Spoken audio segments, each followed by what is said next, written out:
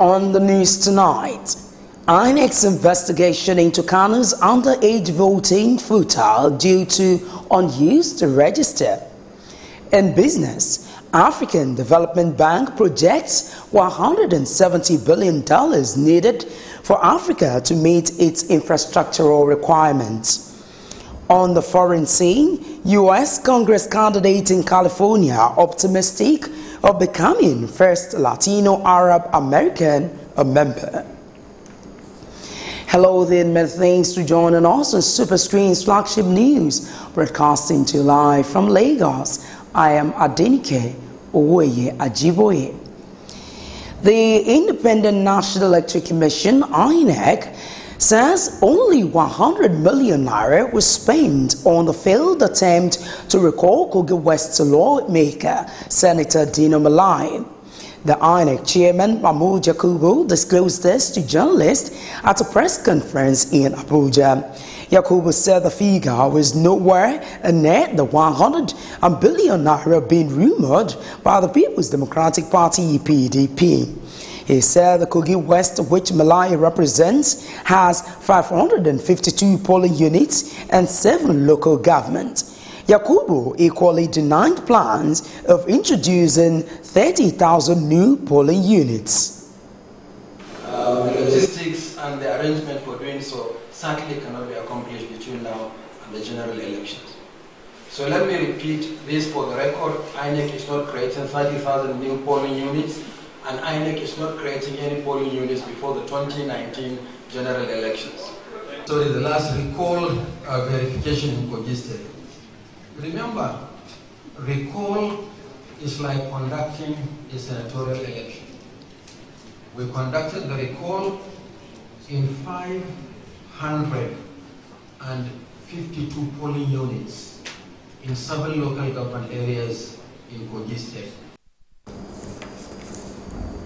The INEC chairman also explained the outcome of the Commission's investigation into the alleged underage voting. There was no connection between what transpired in Kano and the voter register. In many places, they did not even use the voter register at all, and there were no accreditation of voters. But as to whether underage persons voted in Kano or not, it wasn't the principal concern of the Commission, because it's an election conducted by a completely independent electoral body. To the fact that we are going to use the experience of what happened in Kano to subject the voter register nationwide to scrutiny. And if I may say this, Section 12, subsection 1 of the Electoral Act is actually very clear about who is eligible to register in Nigeria and how the voter register is supposed to be cleaned up. Well, INEC Chairman Mahmoud Yakubu explaining the alleged underage voting in Kano State. And now moving on, Kogi State Chief Judge Nasiru Ajana has granted an interim order for Senator Dino Malai to be transferred to the National Hospital Abuja, while hearing for his bail conditions will be heard on Monday next week. The Chief Judge gave the order at the High Court in Lokoja when counsel to Senator Malai, Mike Ozekume, filed processes for motion seeking the bail of the senator. The Chief Judge ordered the Commissioner of Police to be served through his counsel in court while the senator is taken to the National Hospital, Abuja. President Muhammadu Buhari has arrived his hometown, Adora, in Katsina State, ahead of the All Progressives Congress APC Award Congress on May 5. The president is expected to participate in the World Congress at Sakin Yara Award in Dara in Katsina State. The APC World Chairman Malam Ali Mani said all arrangements have been completed for a smooth Congress and urged party members to be law-abiding. Vice President Yemi Osinbajo says the federal government will continue to arrest suspected looters of the National Treasury and put them on trial. Oshimado, who disclosed this in Akure, said those clamoring for the exit of the present administration were those who want to perpetrate corruption in the country. According to the Vice President, the present administration has many developmental projects to point to as part of its achievements, maintaining that the APC has outperformed the various governments of the People's Democratic Party (PDP), which spent 16 years in power. Bayelsa State High Court in Sagbama Jotasho Division, sitting in Yajinogwa, has reinstated the sacked chairman of the All Progressives Congress (APC), Tiwe Orunimige. Report says the decision of the court has generated fresh tension in the party, casting doubt over the APC's congresses scheduled to commence in the state on Saturday. You will recall the National Executive Committee of the APC had expelled Orunimige, his deputy Eddie Julius, and the State Secretary Marlon Daniel from the party and appointed Joseph Fafi as the acting chairman. The expulsion had come amid the lingering crisis between factions loyal to the party leader and former governor of the state, Timipre Silva, and that of Orunimige. Leaders of the South and Middle Belt have condemned President Muhammadu Buhari-led federal executive for their flagrant disregard of the legislative arm of government. The leaders disclosed this when a high-level delegation of the group, led by Edwin Clark, visited the leadership of the Senate in Abuja. Speaking on behalf of the body, the President General of the Ohaneze Ndibo, John Inia Nwodo, said the problems facing Nigeria can be attributed to a constitutional default, thereby calling for an amendment of the nation's constitution. They were also resolute on the need for restructuring. We believe that many of the problems we have in our country emanate from the constitution of our country. We know that the National Assembly has had debate on devolution of powers. And we know, Mr. President, that you did promise the nation that you will have a revisit to this issue. We have come to ask you to bring up the revisit.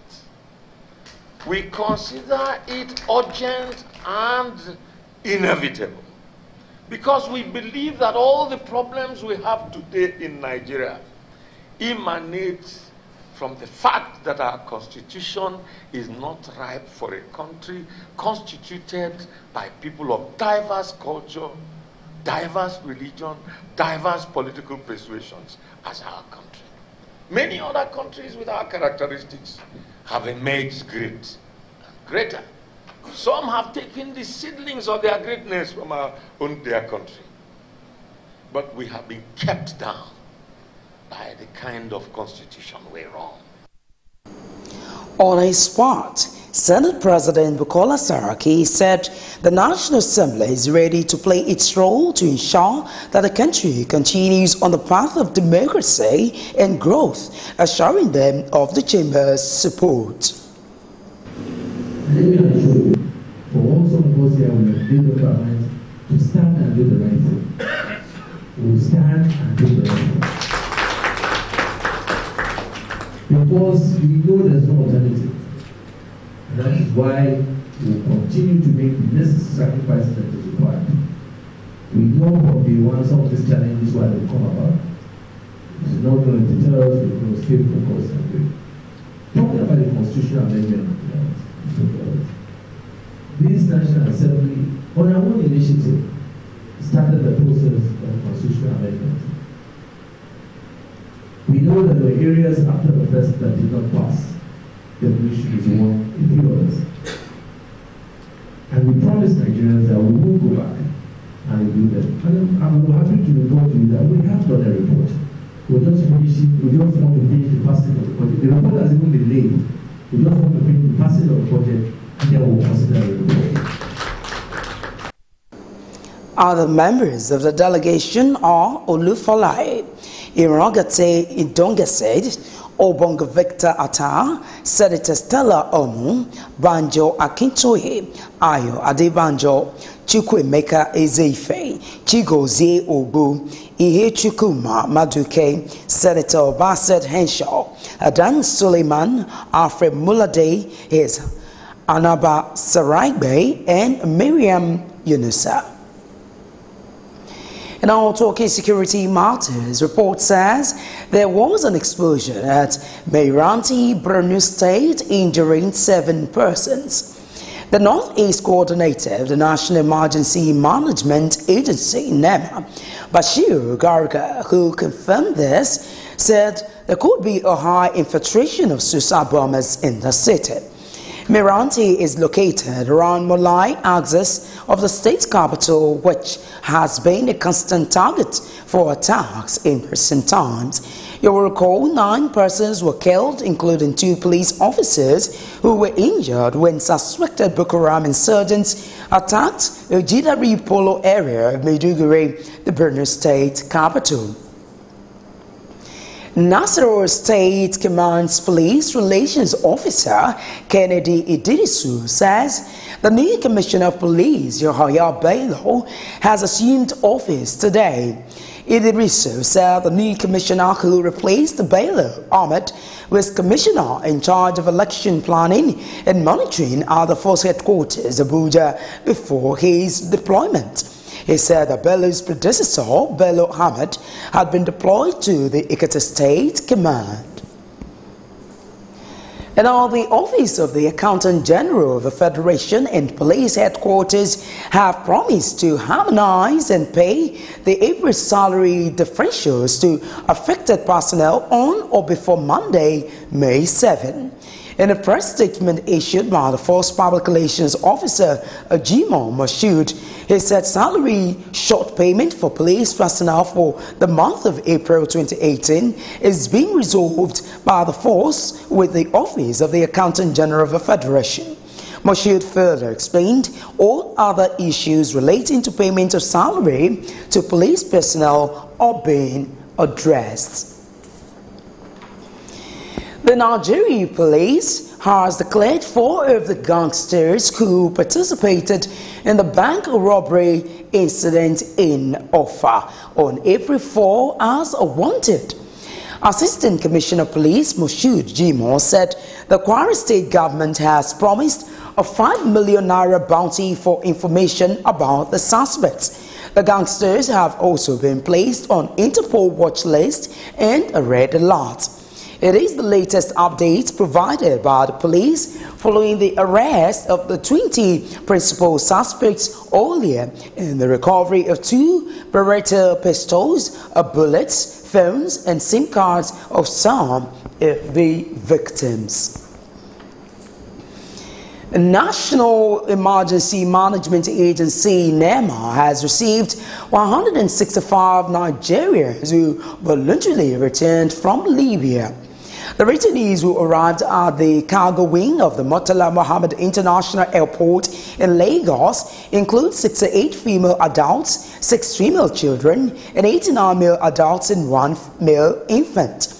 They were handed over to the Southwest Zonal Coordinator of the National Emergency Management Agency, NEMA, Yakubu Suleiman, by the head of International Organization for Migration, IOM mission in Algeria, Enira Kadzalik. You're still watching Superscreen's flagship news. Coming up in business. African Development Bank projects $170 billion needed for Africa to meet its infrastructural requirements. Join us with details of these and more after this time out. Before they come, they're supposed to, give us some information. Notice. At least maybe a week or so. There was nothing like that. Hunger is everywhere in Nigeria. People are dying every day, but the Nigerian government are keeping quiet. Housemen are killing people. Why? It's not what we expected because of these old men that are leading us, and you people know, you are aware that these people are not the right people to lead us. These kind of people that are leading us here are people of black mind.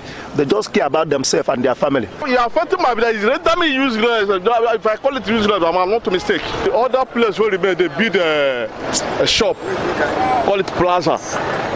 Say each shop there 4 million naira. So I don't have the money, so I have to leave. If you plan to get a tribal mark, it takes a lot of pain, but after some time, you enjoy it.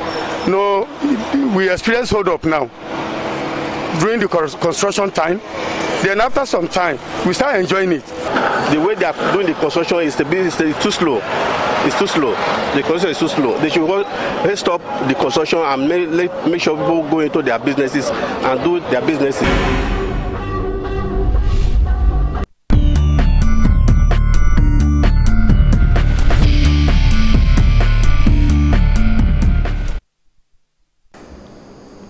Well, many thanks for staying with us. Now in business news, the African Development Bank, AFDB, says Africa needs about $170 billion annually to meet its infrastructural requirements.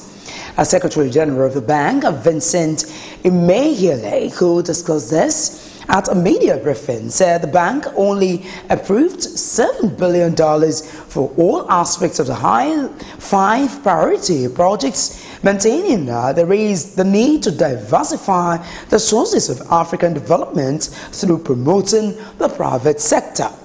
He furthermore said that improving the private sector operation was the only way for Africa to meet its development potentials.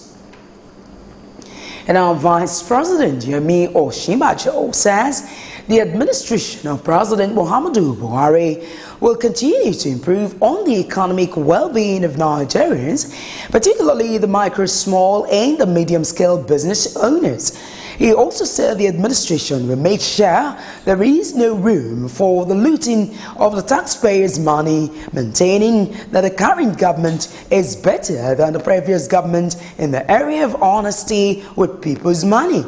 According to Vice President, the Buhari's administration is committed to ensuring that small business owners have opportunities to access loans to boost their businesses without passing through rigorous conditions, unlike the previous years. The House of Representatives say some details of the 8.612 trillion naira appropriation bill is yet to be fine-tuned by the Joint Committee on Appropriations. Our Chairman of the House Committee on Media and Public Affairs, Abdulrazak Namdez, who disclosed this in Abuja, told journalists that the budget is programmed for passage this week but had to be shifted to next week. He, however, gave an assurance that the laying of the budget before the House and its eventual passage would not exceed next week. To more business news, National Pension Commission says the implementation of the multi-fund investment structure for all active contributors under the Contributory Pension Scheme will commence on July 1 this year. The Head Investment Supervision Department, PENCOM, Ohioma Ehimeme, who disclosed this to journalists, said a new initiative would help to improve returns on pension funds. Ehimeme said the main objective of the retirement savings account, a multi-fund investment structure, is to resolve the challenge of asset liability risk management experience by pension funds. Nigeria Electricity Regulatory Commission next says it will review the power tariff computation in order to address various concerns surrounding the issue. According to NEC's newly inaugurated chairman, James Momo, all necessary calculations on electricity tariff will be done by the Commission to get the right amount to be paid by power consumers across the country. He also stressed that power tariff challenges are solvable, maintaining that his team would utilize lessons learned in the past to address the problems confronting the sector. Still ahead on the news. U.S. Congress candidate in California optimistic of becoming first Latino Arab American member. Join us to the details of these and more after this timeout.